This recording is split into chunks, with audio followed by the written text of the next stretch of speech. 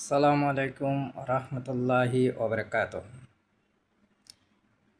Share school BD থেকে আপনাদেরকে স্বাগতম।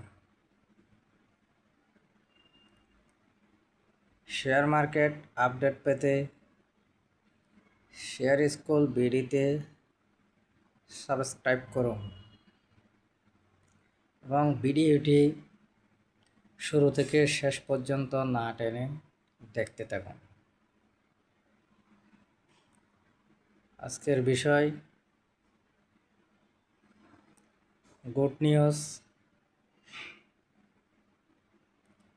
যুদ্ধ পরিস্থিতি। বাংলাদেশে শেয়ার মার্কেট বিনিয়োগকারী ছোট বড় মাঝারি আপনারা যারা আছেন তাদের উদ্দেশ্যে ছোট্ট একটি বার্তা, পজিটিভ চিন্তা ভাবনা করে হয়তো সামান্য উপকারে আসতে পারে।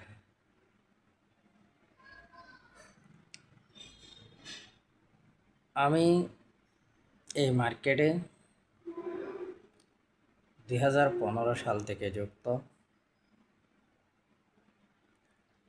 তখন থেকে আজ পর্যন্ত সব কিছু দেখে আসতেছি মার্কেটটা গুজব নির্ভর। মার্কেটের রিউমার নির্ভর।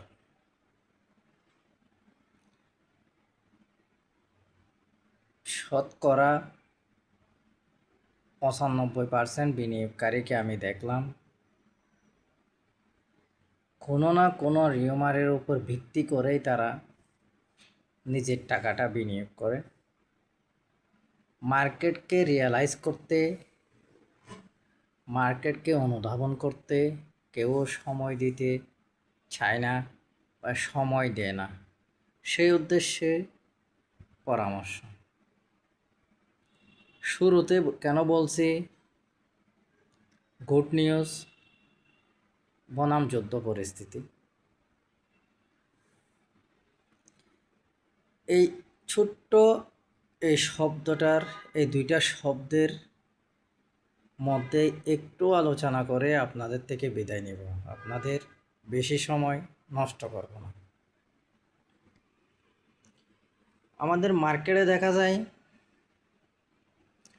ধরেন আপনি আজকে রাত্রে যদি কোনো দুই একটা পত্রিকায় বা সোশ্যাল মিডিয়ায় দুই একটা ফটোকার্ড বের হয় যে জামাত এনসিপি মিলে কালকে আন্দোলন করবে, দেখবেন রোববারে সকালে কোনো কারণ ছাড়াই মার্কেটটা মাইনাস হয়ে যাবে। আসলে কি আন্দোলন করবে, করবে না, কোন জিনিস নিয়ে করবে, কতটুকু করবে, কি আন্দোলন হবে, এই ধরনের কিছু যাচ বিচার না করে বড় ছোট সবাই মাথায় সৃষ্টি করবে, আন্দোলন হবে, মার্কেট মাইনাস হয়ে গেছে। বাস। সাথে দেখলাম কি কিছু ছোট বিনিয়োগকারী আছে, তারা অটোমেটিকলি সকালে এসেই তাদের শেয়ারগুলো সেল করতে শুরু করে।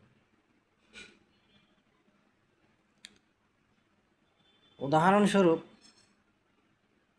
আমার পরিচিত একটা লোক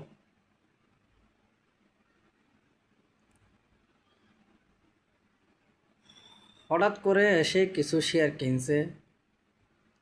উনি কিন্তু হঠাৎ করে আসছে এমন না, উনি মার্কেটে দীর্ঘদিন থেকে প্রায় 96 সাল থেকে নাকি ছিল। আমার সাথে পরিচয় হয়েছে, খুব বেশি দিন হচ্ছে না। মার্কেট থেকে একবার টাকা ওঠাই নিয়ে যায়, আবার আনে, এভাবে করে 30 লাখ টাকা মতো মার্কেটে লস করছে। ও মার্কেটে 5 লাখ টাকা এনে শেয়ার কিনছে, ঠিকঠাক মতো চলতেছে। নতুন সরকার আছে, এই জন্য ও মার্কেটে আছে, মার্কেট ভালো। যখন দেখা গেছে ইরান যুক্তরাষ্ট্র যুদ্ধ পরিস্থিতি সৃষ্টি হয়েছে, একদিন হুট করে এসে যুদ্ধ লাগছে, মার্কেট হবে না বলে শেয়ারটা সেল করে চলে গেছে। এর ঠিক 3 থেকে 4 দিন পরে ওনার শেয়ারটা ওনার লাভের প্রায় 5 থেকে 6 টাকা প্রফিটে চলে গেছে। তাহলে আলটিমেটলি লসটা ওনারই হলো। এই জন্য গুড নিউজ বনাম যুদ্ধ পরিস্থিতি ব্যাখ্যাটা মূল জিনিসটা এখন বলতেছি। সাধারণ মাথায় একটা জিনিস চিন্তা করেন,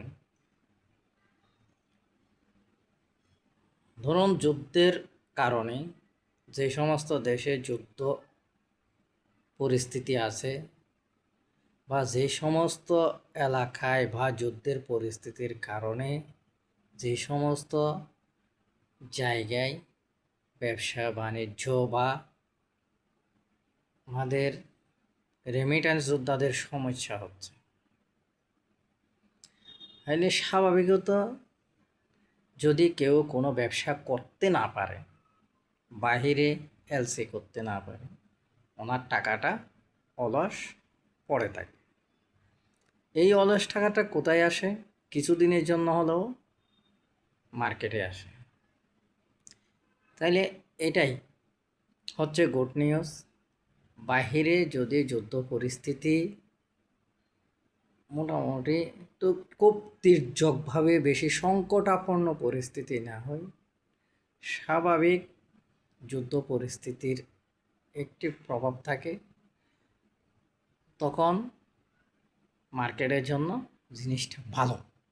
যেমন একই পরিস্থিতি করোনার সময় আমরা দেখব, যখন বিশ্ব বাণিজ্যে ব্যবসা বাণিজ্য সংকটাপন্ন হয়েছে, তখন সবার টাকাটা আস্তে আস্তে কিছুদিনের জন্য হলেও মার্কেটে আসছে, যার কারণে করোনা পরিস্থিতিতে মার্কেটটা একটু ভালো ছিল।